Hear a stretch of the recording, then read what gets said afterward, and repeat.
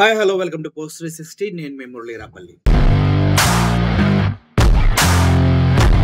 నిజాన్ని మాట్లాడుకుందాం మనం ఇప్పుడు కొంతసేపు. ఎందుకంటే ఇప్పటి వరకు గత 8 నెలలుగా అబద్ధాలు వింటూనే ఉన్నాం. వాగ్దానాలు చెప్పి ఏం చేయలేదు. ప్రజల్ని నిట్ట నిలువున మోసం చేస్తున్నటువంటి గవర్నమెంట్ లో మనం ఉన్నాం. ఇది కాదని ఎవడంటే కింద కామెంట్లు పెట్టండి, నో ప్రాబ్లం. ఎస్ అని నేను సమాధానం గ్యారంటీగా ఇస్తాను గట్టిగా. సో ఇప్పుడు స్టీల్ ప్లాంట్ ప్రైవేటీకరణ అడ్డుకున్న వ్యక్తులు ఎవరు? జగన్మోహన్ రెడ్డి, పవన్ కళ్యాణ్, చంద్రబాబు నాయుడు. ఈ మూడిటికి సమాధానం ఎవడు చెప్పాడు?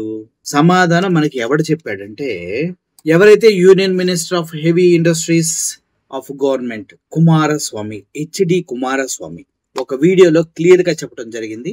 ఆల్రెడీ చచ్చిపోయినటువంటి విశాఖ స్టీల్ ప్లాంట్ ని ఎప్పుడో మేము ప్రైవేటీకరణ చేద్దామని ఫిక్స్ అయ్యాం.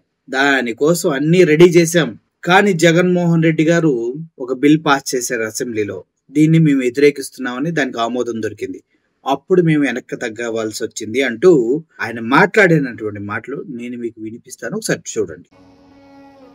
But ultimately in 2021 January, I think our Deepam, they have decided to disinvestment for 100%, privatize the unit 100%. But during that time, Andhra government, they have passed a resolution in the Andhra Assembly opposing this disinvestment.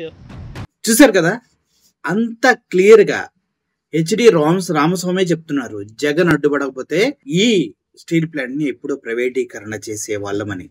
Election టైంలో జగన్మోహన్ రెడ్డి గారు కూడా చెప్పారు, నేను అడ్డుపడి ఆపుతున్నాను కాబట్టి steel plant ఇంకా ప్రైవేటీకరణ కాలేదు, లేదంటే ఎప్పుడో చేసేవాళ్ళు.